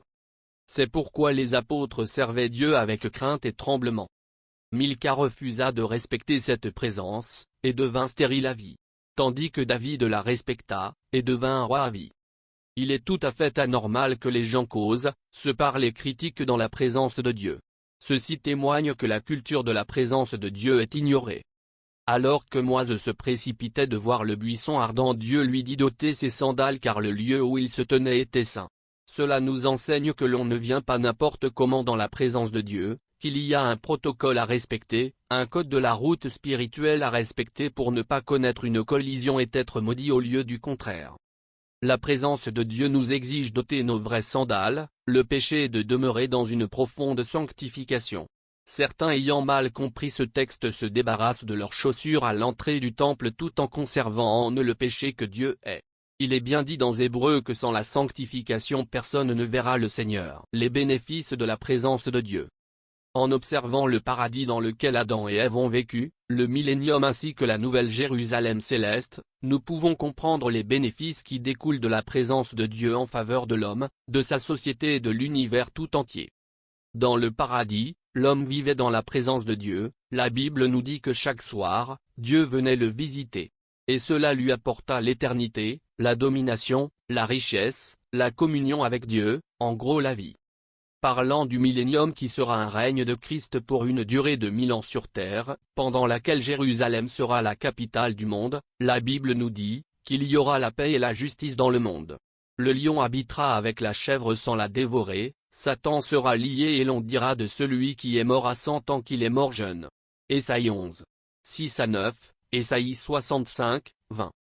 Ainsi, nous comprenons grâce à cette prophétie que la présence de Dieu apporte la paix, la justice sociale et met fin aux antagonismes. La Bible dit aussi que dans le millénium, les arbres porteront leurs feuilles tous les mois, ce qui sous-entend la restauration de la terre maudite dans Genèse. Enfin, parlant de la nouvelle Jérusalem céleste, la Bible nous dit qu'il n'y aura plus de soleil, plus de temple, Dieu lui-même sera le soleil et le temple. Plus de pleurs, et il n'y aura plus de deuil. Nous aurons des noms nouveaux. Cela nous enseigne que la présence de Dieu apporte de la consolation et du renouveau. Nous fait sortir du temps, parce qu'il n'y aura plus de soleil, nous fait sortir de la religion afin de nous amener dans la vraie spiritualité, puisqu'il n'y aura plus de temple, nous fait sortir de la maladie et de la faiblesse parce qu'il y aura des feuilles qui serviront à la guérison des nations. Apocalypse 21. 1-21, Apocalypse 22, 2. Partout où Dieu est, sa vie est. Et cette vie de Dieu s'appelle Zoé, un mot inclusif comprenant le salut, la vie éternelle, la guérison, l'onction, la bénédiction, bref tout ce qui est nécessaire à la vie de l'homme. La présence de Dieu se présente comme le camion et la vie de Dieu, Zoé comme la remorque, étant donné que Zoé dépend de la présence de Dieu. Je te recommande de ne pas mettre la charrue avant le bœuf en recherchant Zoé avant la présence de Dieu selon qu'il est écrit. Fais de l'Éternel tes délices, et il te donnera ce que ton cœur désire. Psaume 37, 4. Cherchez premièrement le royaume et la justice de Dieu. Et toutes ces choses vous seront données par-dessus Matthieu 6h33. Moïse ayant compris la primeur de la présence de Dieu sur le Zoé, refusa le lait et le miel sans cette dernière. Le réveil et la sainte présence de Dieu. La présence de Dieu amène le réveil, et ce dernier ramène la présence de Dieu. Cependant, il faut faire la différence entre le réveil et l'éveil. L'éveil est l'état des choses qui précède le sommeil spirituel. Ainsi, l'on parle du réveil quand on est restauré, quand on revient à l'éveil, l'état initial de la création. Aussi, la Bible parle-t-elle de la recréation lorsqu'une personne reçoit Jésus. Quand Israël perdit l'arche de Dieu, sans guide, l'arche se dirigea seule du temple de Dagon jusqu'aux frontières d'Israël, et c'est David qui la ramena de la maison d'Obed-Édom à Jérusalem. Quand l'arche rentre seule, c'est la présence de Dieu qui ramène le réveil. Quand c'est David qui ramène l'arche, c'est alors que le réveil ramène la présence de Dieu. Les disciples dans la chambre haute ont déclenché le réveil. Mais pour Paul, c'est la présence de Dieu qui le rencontra en route vers Damas. Dans ce cas, nous comprenons qu'il y a collaboration entre l'homme et Dieu pour le réveil. Chapitre 4, Comment libérer la présence de Dieu. J'aimerais signaler d'emblée que ceci est une manière de parler, parce que personne ne rend Dieu captif pour ensuite le libérer. En fait, lorsque nous utilisons le terme libérer, nous voulons juste dire impacter, se mouvoir, amener les gens au contact de Dieu ou dégager l'atmosphère divine, car on peut avoir Dieu sans savoir comment le donner. On peut avoir une puissance et ne pas savoir la canaliser. On peut vivre avec Dieu, sans savoir comment le partager. Toutefois, sachant qu'on ne peut donner que ce qu'on a, tout doit commencer par la rencontre avec Dieu. Celui qui veut libérer doit, au préalable, avoir. Parce que l'avoir précède le donner, tout comme l'être précède l'avoir. Ceci veut dire que tu ne peux donner Dieu, que si tu ne l'as pas dans ta vie. Et tu ne peux avoir Dieu que si tu as reçu le Fils de Dieu. Donc, il faut être et avoir pour donner. Beaucoup de chrétiens ont du mal à libérer la présence de Dieu parce qu'ils n'ont pas conscience de ce qu'ils ont et de ce qu'ils sont. Pierre dit, « Je n'ai ni or ni argent mais ce que j'ai, je te le donne. » Acte 3, 6. Il prononça une telle phrase parce qu'il était conscient de ce qu'il était et de ce qu'il avait. Il savait qu'il était disciple de Jésus-Christ et qu'il portait en lui sa puissance, raison pour laquelle il put la communiquer. Néanmoins, il est possible de libérer la présence de Dieu involontairement lorsque l'esprit trouve un chemin au travers de l'âme pour s'exprimer par le corps et ensuite toucher l'environnement. J'appelle cela le brisement. Le Père, le Fils et le Saint-Esprit habitent l'esprit de l'homme qui possède une âme. Et cette âme est dans un corps alors que ce corps vit dans une société. Comment alors canaliser cette force qui est dans l'esprit de l'homme, celle du Père, du Fils et de l'Esprit pour qu'elle arrive à toucher l'environnement?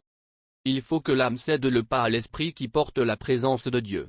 C'est ainsi que cette présence pourra s'exprimer par des miracles et des prodiges, par des impositions des mains, par l'autorité sur les démons et même par les sensations de la présence divine autour de nous. Jésus a manifesté la transfiguration avant la croix parce qu'il n'avait pas une âme rebelle à l'esprit. Mais de notre part, nous devons expérimenter d'abord Golgotha avant la transfiguration, parce que c'est seulement à Golgotha que l'âme se soumet à l'esprit.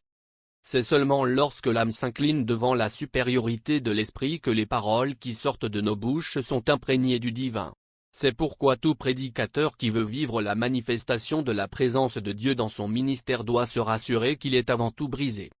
J'aime comparer le chrétien au barrage hydroélectrique de mon pays, le barrage d'Inga. Notre barrage a la capacité d'alimenter tout le continent africain en courant électrique, alors que paradoxalement, plusieurs coins de notre pays sombrent dans le noir. Le problème n'est pas au niveau de la puissance du barrage mais, il est lié à l'incapacité matérielle de la Société nationale d'électricité à exploiter cette puissance. De même que dans l'esprit du chrétien se trouve la puissance du Père, du Fils et de l'Esprit sans que celui-ci ne guérisse les malades, que sa voix ne chasse les mauvais esprits et que sa présence n'influence sa société. Le problème n'est pas au niveau de Dieu mais au niveau du chrétien qui, comme la Société nationale d'électricité, n'arrive pas à véhiculer cette puissance. Autant il faut des câbles, des pylônes, des turbines et des cabines pour la Société nationale d'électricité, autant il faut le brisement de son âme, les dons spirituels, la parole de Dieu, les prières, les jeûnes, la louange et l'adoration, la discipline et une vie de ressemblance à Jésus-Christ pour que le chrétien arrive à libérer la puissance de Dieu. C'est seulement quand le chrétien arrive à construire ces digues que la puissance du Père, du Fils et de l'Esprit peut passer par son âme pour toucher son corps et affecter sa société. C'est ce que, moi, j'appelle la transfiguration, lorsque la lumière intérieure de Jésus sort à l'extérieur en sorte que Pierre, Jean et Jacques peuvent la voir, lesquels sont l'image de la société. Quelques conseils pratiques. Au modérateur. Un modérateur qui n'a pas de culte personnel aura du mal à libérer la présence de Dieu, car tout commence dans le secret. Dieu a dit à Élie, le prophète, « Va, cache-toi et pars après », il lui dit de nouveau, « Va, montre-toi ». Il est impossible de vaincre Goliath en public quand on est incapable de tuer le lion et l'ours dans le secret. La tige, les branches, les feuilles et les fruits ne sont que les conséquences de l'évolution des racines cachées dans le sol. C'est pareil pour un culte oint et rempli de la présence de Dieu qui n'est que la conséquence d'un culte personnel oint et rempli de la présence de Dieu. C'est pourquoi le modérateur doit veiller sur lui-même, sur sa consécration et sa ferveur spirituelle avant de monter en chair. Lorsqu'il monte en chair, il doit compter sur le Saint-Esprit plutôt que sur son programme de peur que ce soit lui qui conduise le culte et non le Saint-Esprit. Dieu ne remplit un culte que lorsque lui-même le dirige. Son désir est d'être le grand modérateur caché dans le petit modérateur visible. Mais souvent, il y a une lutte entre les deux modérateurs. Quand le grand modérateur prend le dessus sur le petit, le culte est rempli de la présence de Dieu et quand c'est le contraire, le culte est charnel, religieux, monotone et insatisfaisant. À ce niveau, tout modérateur doit savoir céder dans sa lutte avec Dieu pour que le peuple soit béni. Après que celui-ci ait cédé dans sa lutte avec Dieu, il arrive que la gloire vienne mais aussi que ce dernier ne tombe dans le piège de chercher à contrôler une présence de Dieu qui le dépasse au lieu plutôt de continuer à se laisser conduire par le grand modérateur qui l'aidera à canaliser la mouvance de l'esprit dans le culte pour la bénédiction de l'assemblée. À ce niveau, le modérateur doit être sensible et rester humble au risque de s'arroger la gloire qui revient à Dieu. Aussi, devra-t-il veiller à ne pas s'improviser prédicateur ou prophète à moins qu'il ait reçu un message qu'il livrera avec la permission de son responsable. À mon humble avis, lorsque le modérateur n'a pas le talent de musicien, il devra s'effacer pour laisser libre cours à la chorale, puisque les fausses notes diminuent l'intensité de la gloire de Dieu et une chorale muselée et étouffée ne libère pas non plus la présence de Dieu. Même s'il a un talent de musicien, il ne devra pas non plus passer d'une chanson à une autre par routine, mais devrait être sensible pour s'attarder sur la chanson qui amène la présence de Dieu en y tirant toute la substance spirituelle nécessaire à la bénédiction de l'assemblée. Quand le modérateur n'est pas un musicien, il devra faire un effort de participer aux répétitions de la chorale pour s'imprégner de l'esprit des chansons préparées par cette dernière. Mais si son emploi du temps ne le lui permet pas, il est préférable qu'il ne joue que le rôle de maître de cérémonie, chargé de la prière d'ouverture et des annonces, afin que la modération soit confiée à un choriste. Tout cela pour éviter le conflit entre le modérateur et la chorale. De nombreux modérateurs pensent que les choristes sont moins spirituels et qu'ils ne peuvent se laisser conduire par le Saint-Esprit, ce qui n'est pas toujours vrai. Le modérateur ne doit jamais oublier que le but du culte n'est pas sa propre gloire mais celle de Dieu et la bénédiction de l'assemblée. Il arrive que l'assemblée ait plus de soif que le modérateur ou possède une dimension plus élevée que celui-ci. Dans ce cas, ce dernier ne doit pas ramener l'assemblée à son niveau mais plutôt monter au niveau de l'Église. Le modérateur doit se comporter comme un avion et non comme un hélicoptère. L'avion prend beaucoup de passagers et du temps pour chauffer son moteur. Il fait le taxi, entre progressivement dans sa vitesse de croisière. Contrairement à l'hélicoptère qui prend un minimum de personnes, et monte en verticale. C'est de là que je dis qu'il y a deux sortes de modérateurs, les modérateurs avions et les modérateurs hélicoptères. Les modérateurs avions sont ceux qui attendent que l'Église monte à leur niveau. Ils se mettent dans la peau de l'Église pour l'amener à leur dimension, comme Jacob, à la rencontre d'Ésaü son frère, marcha au rythme des pas des enfants, des femmes et du troupeau, tandis que les modérateurs hélicoptères se contentent de quelques personnes seulement qui les comprennent, restent dans leur bulle spirituelle faisant un culte égoïste dans lequel l'Église ne participe pas. De tels modérateurs sont souvent des immatures et des égoïstes. La chair n'est pas un lieu d'étalage de sa dimension spirituelle mais un lieu d'échange et de transformation. Lorsqu'un culte a raté, le modérateur ne doit pas tomber dans la dépression, mais doit plutôt aller chercher Dieu et lui demander « Seigneur, pourquoi tu n'as pas été avec moi ?» Sûrement que Dieu l'enseignera. Il doit également être en contact avec l'Église pour qu'elle lui fasse part de ses plaintes. De même lorsque le culte a été glorieux, il doit en tirer des leçons et tendre vers l'avant de peur de tomber dans la suffisance et l'orgueil qui amèneront certainement la défaillance dans le prochain culte étant donné que Dieu ne se met jamais en poche, mais demeure un ami qu'il faut toujours chercher. N'oubliez jamais qu'aucun culte ne ressemble à un autre comme aucun jour ne ressemble à un autre. C'est ce qui fait qu'à chaque culte est attaché une onction, une sensibilité, une direction, et un prix à payer. Aux prédicateurs. Beaucoup de prédicateurs s'attendent à expérimenter une grande présence de Dieu pendant leur prédication sans pour autant l'avoir cultivée dans leur vie. D'autres la recherchent avant de prêcher et la négligent après. Ils ont une consécration liée au service et non attachée à la présence de Dieu. Ils se servent de Dieu au lieu de le servir. Ce comportement est semblable au fétichisme qui ne réclame aucun amour de la part de celui qui s'en sert. Le podium est l'expression de notre vie secrète. Lieu où notre vraie vie s'exprime même quand on est hypocrite. Celui avec qui tu ne vis pas tous les jours ne t'accompagnera pas toujours, car la vraie prédication n'est que le prolongement d'une intimité permanente avec Dieu. Et d'autres encore s'attendent à expérimenter une forte présence de Dieu, alors qu'ils n'annoncent pas ce qui leur a été dit dans le secret, parce que cela est une trahison publique qui amène aussi une déchéance publique. En d'autres termes, un Dieu qui te prive de sa présence au podium, te met dans une situation semblable à un militaire qui se retrouve privé des munitions en pleine guerre. Dieu ne oint pas notre vérité, mais il oint sa parole en nous. Le prédicateur doit toujours se rassurer que Dieu dit Amen, lorsqu'il prêche. Je me rappelle de l'histoire d'un jeune violoniste, que je vais nommer Kabongo et de son professeur du nom de Simba. Un jour, Kabongo fit une prestation devant une salle remplie. Lorsqu'il eut terminé, toute la salle était en effervescence et lui fit pratiquement une ovation. Mais ce dernier ne fit pas cas de tout cela et demeura très triste à cause du fait qu'il avait ses yeux fixés sur Simba, Son professeur qui, assis au fond de la salle, n'était visiblement pas satisfait de sa prestation. Lorsque nous prestons, ne regardons pas d'abord à la foule ou au peuple, mais à Jésus. Quand Jean-Baptiste prêchait, Jésus était dans son auditoire et disait Amen. Quand nous prêchons, Jésus se tient également dans notre auditoire. Dit-il Amen à ce que nous prêchons? Dieu ne nous réclame pas de livrer des prédications à succès, mais nous demande par contre d'être fidèles à ce qu'il nous a dit en secret. La présence de Dieu n'accompagne que les prédicateurs fidèles au message reçu. Conseil sur la direction du service. Dans le désert, il était impératif pour Moïse de suivre la colonne de nuée et de feu afin d'expérimenter la présence de Dieu. Ce n'était pas à Moïse de diriger le peuple mais plutôt à la colonne de nuée de le faire. Moïse n'était qu'un intermédiaire entre la colonne de nuée et le peuple. Imaginons qu'un jour, la colonne de nuée soit allée à droite et que Moïse ait décidé d'aller à gauche. Se retrouverait-il à gauche avec Dieu? Il aurait été avec le peuple, mais pas avec Dieu. De même pendant le service, le prédicateur doit veiller à ne faire que ce que l'Esprit lui dit en matière des chansons, des gestes, de la prière et même pour son accoutrement.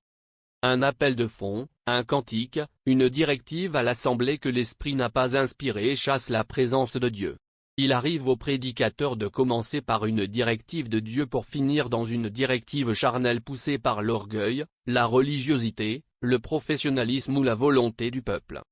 Cela nous rappelle l'histoire d'Aaron, qui au départ était un homme de Dieu fidèle et vrai, mais devint avec le temps idolâtre parce que poussé par le peuple, il fabriqua un veau d'or en imitation aux autres peuples idolâtres. À Moïse de même, Dieu demanda de parler au rocher mais, lui, le frappa. Cette désobéissance amena le jugement de Dieu sur lui, si bien que Dieu lui interdit d'entrer en Canaan. De là, découle un principe qui veut que l'on soit conduit par Dieu avant la prédication, pendant et après, dans le but de maintenir sa présence dans sa vie et dans l'assemblée. La chorale et le prédicateur. J'ai remarqué qu'il y a par moments un problème de synchronisation entre le prédicateur et la chorale au détriment de la présence de Dieu. Et cela, suite à un manque de formation musicale dans le chef des prédicateurs. Un manque de préparation du culte ensemble avec la chorale. Un complexe de supériorité dans le chef des prédicateurs pensant que les choristes sont moins spirituels. Une insensibilité par rapport à la chanson qui intensifie la présence de Dieu. Car, il arrive que dans le répertoire une chanson se démarque des autres et bénisse particulièrement l'assemblée. Le prédicateur sensible s'y attardera jusqu'à l'expression totale de sa substance spirituelle. Une divergence de direction due à l'insoumission des choristes ou à la distraction du prédicateur qui ne maîtrise pas le mouvement de l'esprit. Un prédicateur doit savoir que la présence de Dieu s'intensifie des fois par des bruits ou par le silence. À certains autres moments, par une prédication très exubérante. Ou encore, par une prédication simple et calme. Il n'est pas dit que pour qu'il y ait une grande manifestation surnaturelle de Dieu, il faille toujours prêcher sur les miracles. Une prédication sur l'enfer peut aussi amener à une grande manifestation de Dieu. Ainsi avec Moïse, Dieu était dans le feu, le tremblement de terre, le son de la trompette, des éclairs et des ténèbres, mais avec Élie, il n'y était pas. Il était contrairement, dans un murmure doux et léger. Ceci nous enseigne qu'un homme de Dieu ne doit pas tomber dans le piège des habitudes. Il ne doit pas mettre Dieu dans un bocal, au contraire, s'adapter à toutes les mouvances de Dieu pour ne pas le chercher là où il était hier, alors qu'aujourd'hui il n'y est plus. Le succès du ministère de Jésus avait pour origine le fait de faire ce qu'il voyait faire le Père. Mon Père agit jusqu'à présent, moi aussi, j'agis, disait-il. Jean 5, 17. Aucun miracle de Jésus n'avait raté parce que tous provenaient de la direction divine. Jésus n'a jamais établi une routine sur la direction divine. Il a mis la boue dans les yeux d'un aveugle sans pour autant créer une doctrine de la boue. Il a multiplié le pain sans pour autant créer une boulangerie du pain miraculeux. Il a marché sur les eaux sans pour autant bannir l'usage de la barque. Tout ceci pour dire qu'il était pleinement soumis au Père dans l'exercice de son ministère sur terre. À l'auditoire. La Bible nous révèle que dans certains endroits, Christ était incapable de faire des miracles, non pas par manque de volonté ni de puissance, mais à cause d'un manque de foi et de soif de l'assistance. Marc 6, 4-6. Il arrive à plusieurs orateurs de constater une différence au niveau de l'impact de leur message en fonction de la différence dans la réceptivité des auditoires. La parabole de la semence et de la terre en est un exemple criant. La semence était la même, mais les terres étaient différentes. Le résultat était différent selon la nature de chaque terre.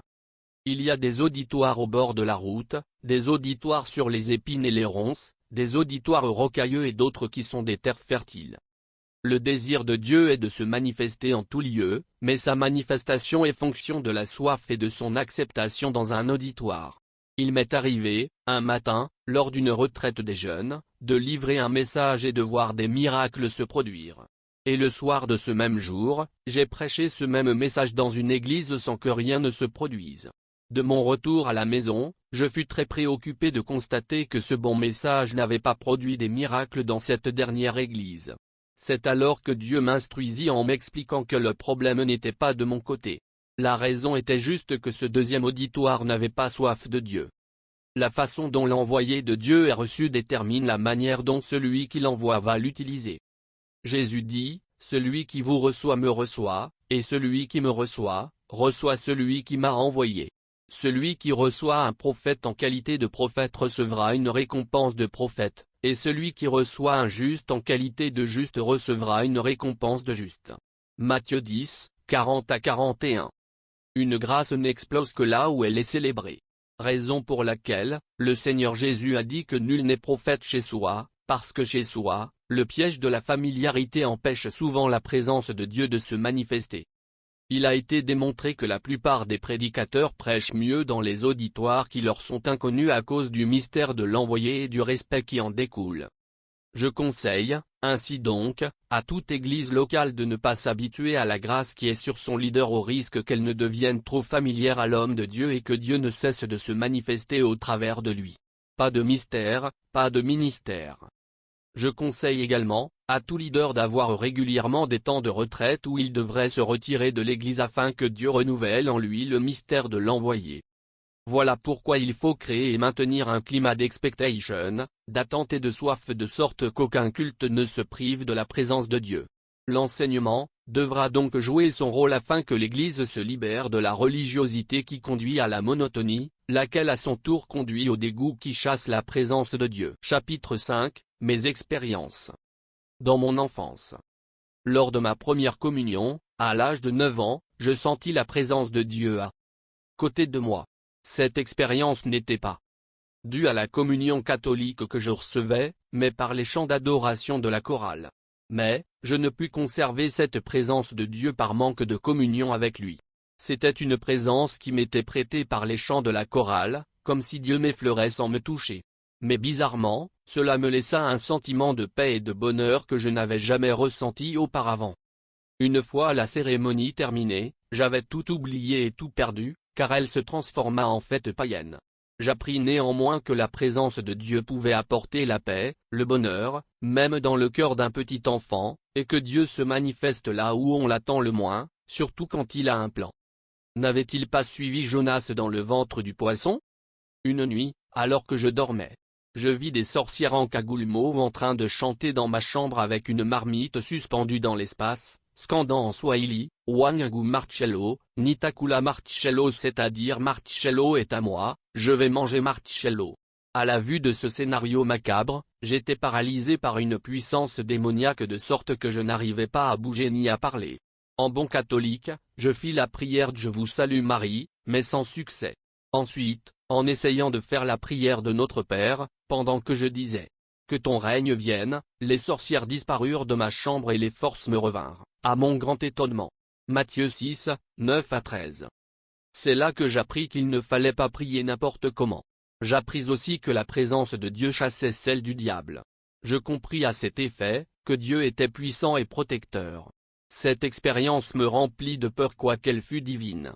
Une peur s'installa en moi, la peur des sorciers, la peur du noir et celle de la mort parce que je sentais que cette victoire m'était hasardeuse. Dans le processus de ma conversion.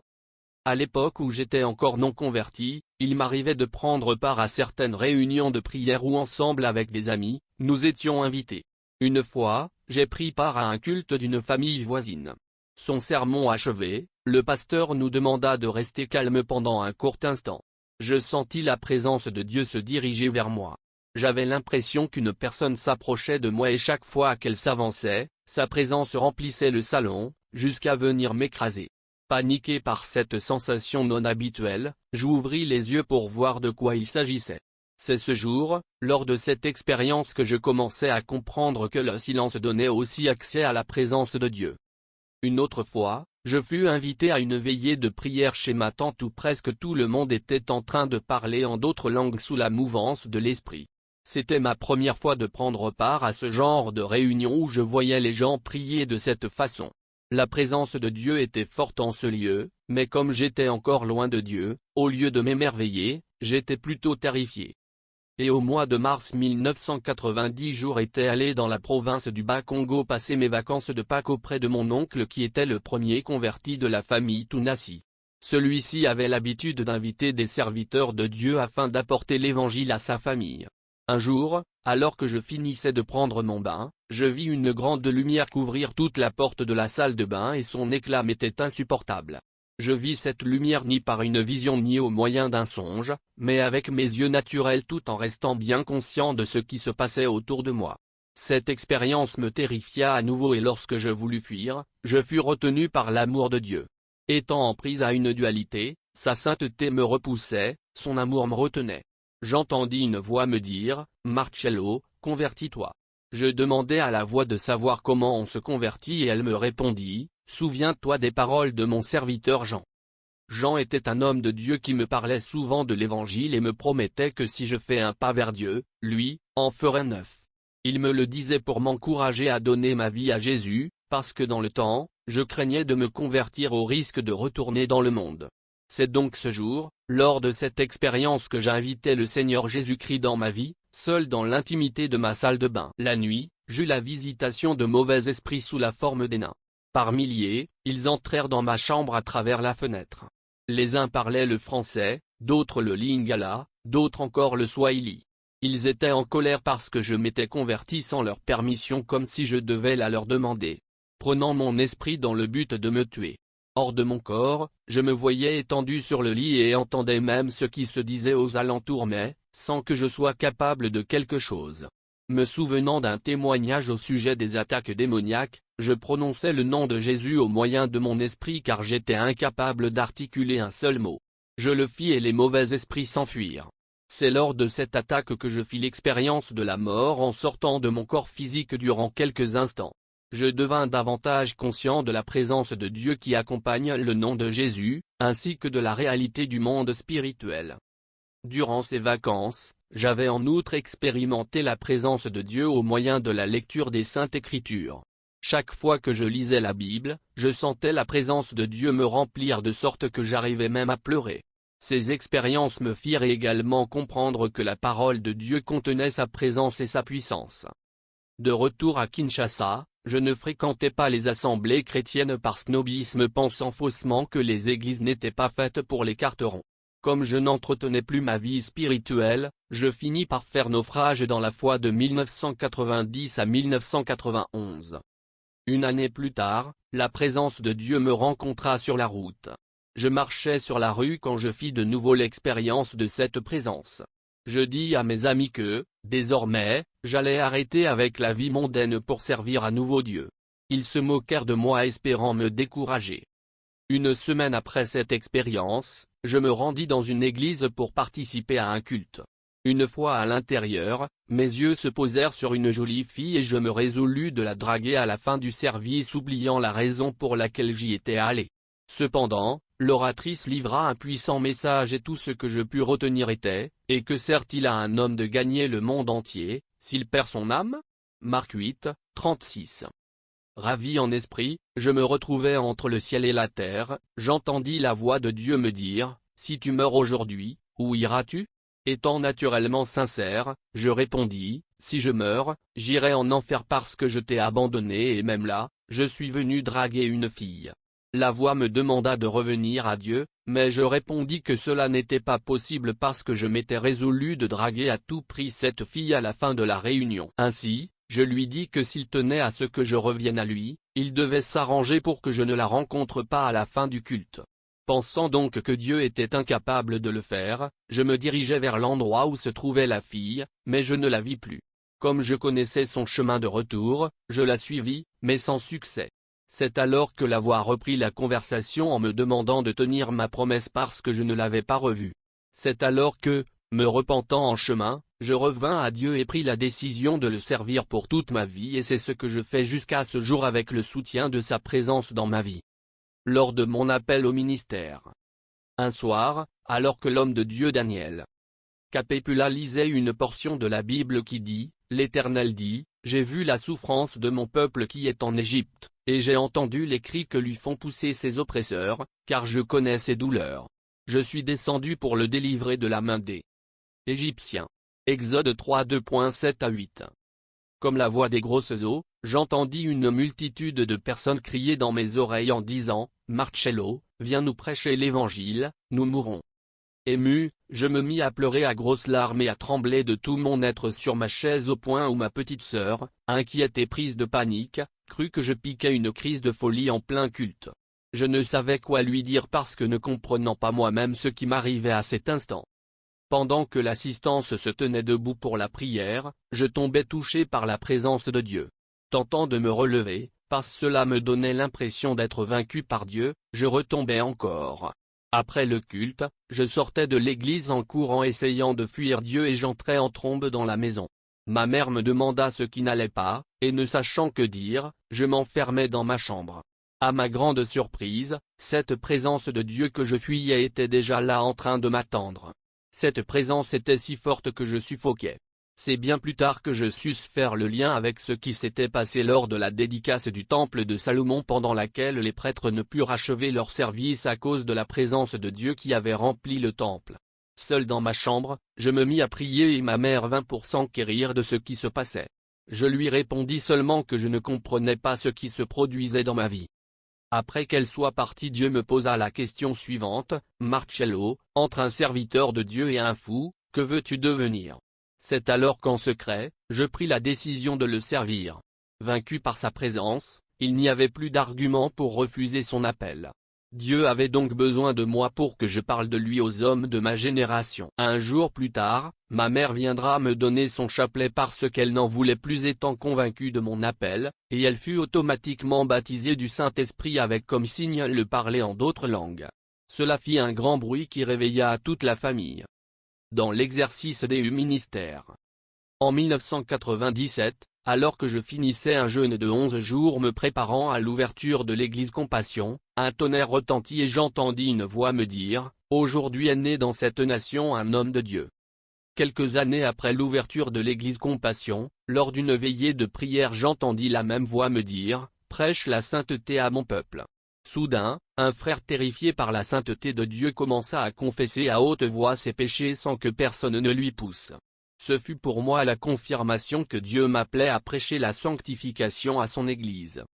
Dans un culte familial ma cousine me demanda de prier en faveur de sa guérison, parce qu'elle ne voyait plus de loin. Le Saint-Esprit me dit de prier en ces mots, que la puissance qui a créé tes yeux les restaure.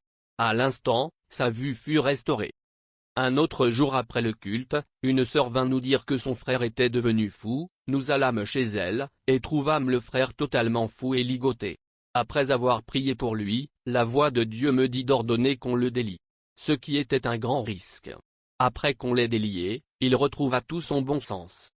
Je me souviens d'une femme dans l'église qui avait fait 6 ans de mariage sans enfant, après que nous ayons prié pour elle, la présence de Dieu la délivra et quelques jours plus tard, elle devint enceinte. Récemment, je suis allé prêcher l'évangile au Botswana.